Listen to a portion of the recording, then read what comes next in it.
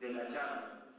Yo aquí me he tenido, y lo voy a tener en tres líneas que creo que son importantes y que las hemos denominado lugares comunes o mitos, porque son informaciones que de alguna manera se han expuesto, se han comentado en anteriores paneles, en anteriores reuniones, y que en realidad son eso, son lugares comunes, son mitos que no son ciertos y que de alguna manera resulta importante y creo necesario comentarlos para que los afiliados, ustedes, tengan en claro que en realidad debemos hablar las cosas como son, no como que aparenten ser. Un lugar común que se ha comentado en algunas oportunidades era la posibilidad que el fondo del afiliado, como se dice, se licúe porque le cobre su examen. Ante esta propuesta, que se comentó hace mucho tiempo, incluso en el debate mismo de la ley, lo que nosotros hicimos fue un ejercicio muy sencillo. Hicimos el ejercicio de un afiliado que hubiese aportado a su AFP por única vez 10 soles en julio del año 93 y que no hubiese aportado nada, y hubiese cobrado una comisión sobre el saldo de 1,25% anual, que es la que, curiosamente, la que tiene algo en su propuesta que ha planteado. ¿Qué hubiera pasado? Pues simplemente en esos 19 años de reforma del sistema privado desde la fecha, el fondo hubiera seguido adelante y la persona de sus 10 soles tendría aproximadamente 86 soles. Esto es una rentabilidad de 76 soles. ¿Qué es lo que quiere explicar esto? ¿A qué hemos querido llegar?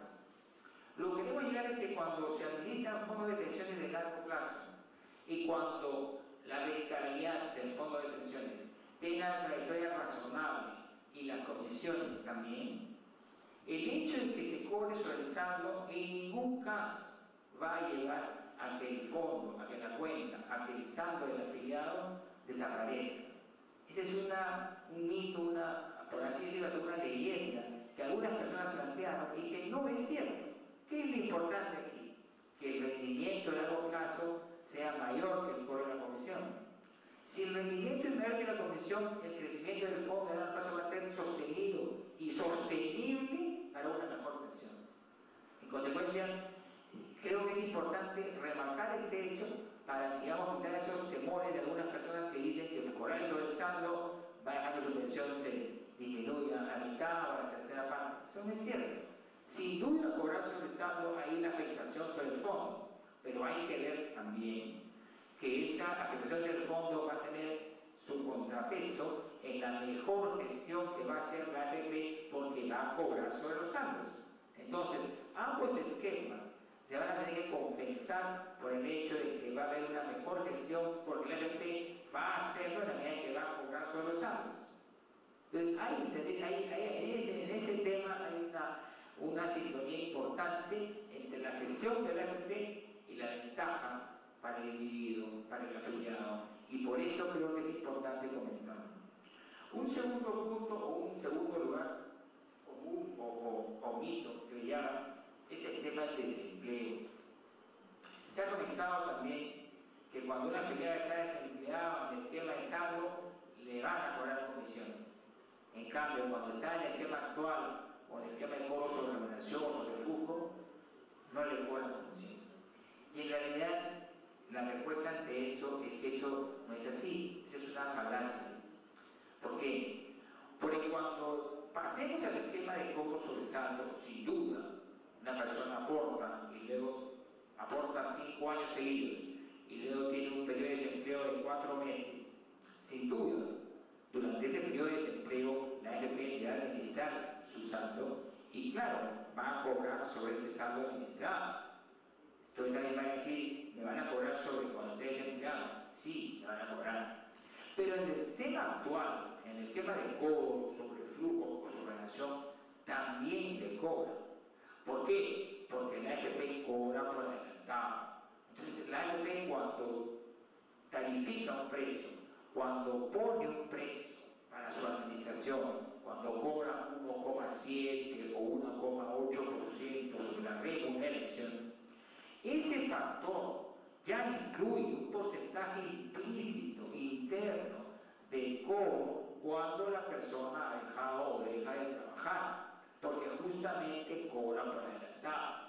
No verlo así sería pretender pensar de que cuando la persona deja de trabajar, la AFP no le va a cobrar.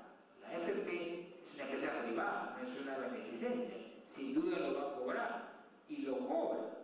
La ventaja del cobro sobre saldo es que es más transparente. Hoy la persona no trabaja, no aporta, y si no aporta, sin duda no va a pagar comisión. Pero cuando trabajó y cuando vuelva a trabajar, va a pagar ese porcentaje por el periodo en el cual no estuvo trabajando o no trabaja en futuro, porque lo internaliza en su precio. Entonces, en ambos esquemas se cobra. No es cierto, pues, que solamente un esquema se cobre y en el otro no. Eso no es correcto. Se ha comentado en algunos medios, ustedes lo han podido leer tal vez, y eso es importante decirlo para dejar bien claro el porqué de este tipo de comentarios. Bien, y si en la siguiente lámina, por favor, que es un elemento también que se ha comentado, que en realidad es referencial, pero he preferido ponerlo como está, porque lo teníamos en la lámina anterior, y es que lo comentaban también que la comisión por el saldo no se aplica en ninguna parte del mundo, que solamente se cobra en el Perú. Y tal como lo comentaba el señor Conejita hace un momento, el cobro sobre saldo es un estándar internacional. El manejo de fondos de largo plazo, por lo que se denomina inversionistas institucionales, fondos mutuos, fondos de inversión, compañía de seguros, lo que fuere, cobran sobre el saldo que administran. O sea, eso no es ninguna novedad, no es nada nuevo, no es una creación, no es un invento, no es una ocurrencia de la legislación peruana. Es un estándar internacional.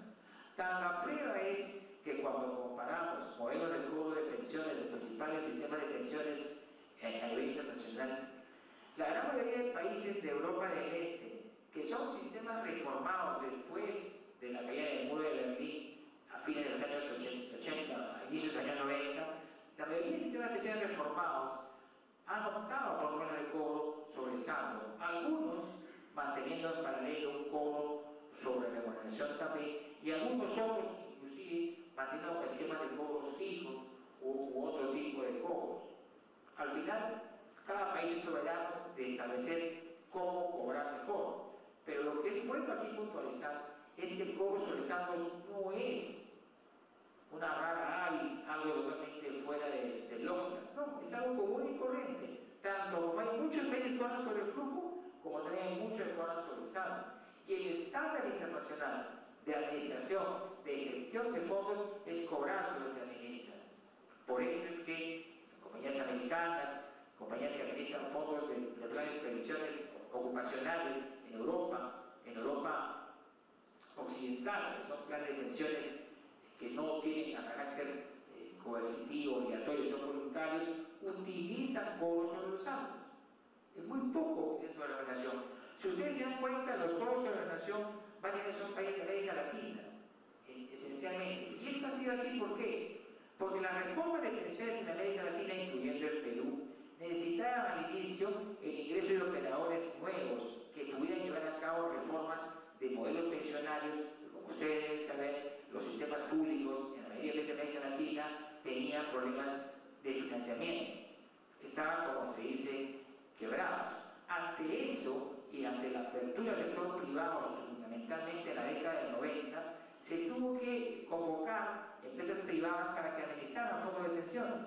Y la manera más fácil de que un operador privado entre a administrar fondos de pensiones es cobrando por adelantado. En ese sentido, pues, por ejemplo, El Salvador, Colombia, Chile, que fue el caso inicial, República Dominicana también, aunque ha variado últimamente, plantean cobros sobre saldo, sobre remuneración, perdón. Eso para promover el ingreso de operadores internacionales. Con el paso de los años, sin embargo, se ha evidenciado que ese cobro por adelantado tiene una serie de limitaciones, como ya se ha comentado. Esto quiere decir que de alguna manera se puede concluir preliminarmente que el cobro por nación es válido, es importante al comienzo, en la generación de la industria, pero luego cuando comienza ya a madurar, puede transitarse hacia modelos de cobro de mayor sostenibilidad, como es cobrar sobre lo que se administra, o sea, cobrar sobre el saldo. Bien, para ir acabando, entonces, Pregunto, ¿qué debe evaluar o qué debería evaluar para elegir el flujo gozado? Nosotros hemos planteado algunas preguntas, algunos temas para ver qué evaluar, qué elegir. Lo que aparece con check verde es lo que tiene mayor fortaleza y lo que aparece con rojo menos fortaleza. En el caso de los elementos que se toman como criterio, ¿cuáles son?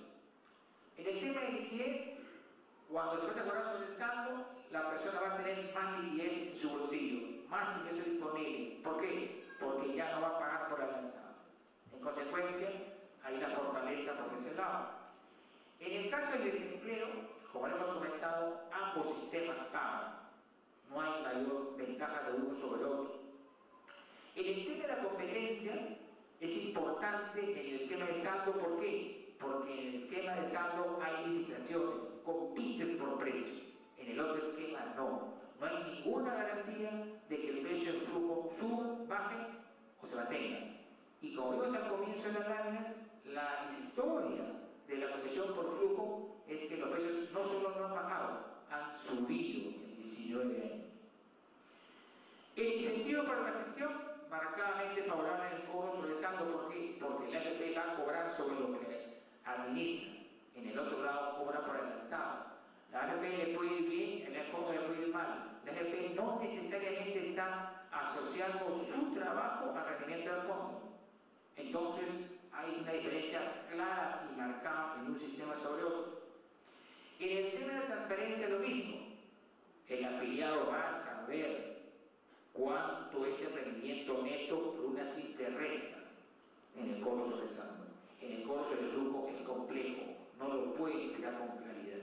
Hay que hacer una serie de cálculos matemáticos, la superintendencia lo hace, lo publica, pero es claro que esa información el afiliado, por no decir muy poco, por no decir nadie, la identifica o la ve o la utiliza para sus cálculos.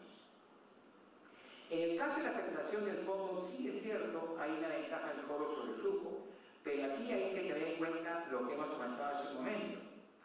Si bien es cierto, en el caso del cobro sobre el flujo, no se afecta al fondo, en el caso del cobro sobre el saldo sí.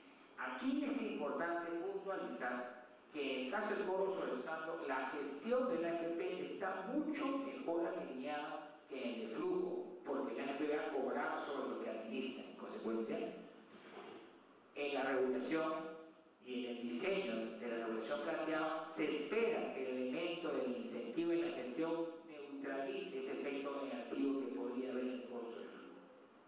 Y finalmente, el alineamiento, esto es, esa coincidencia de interés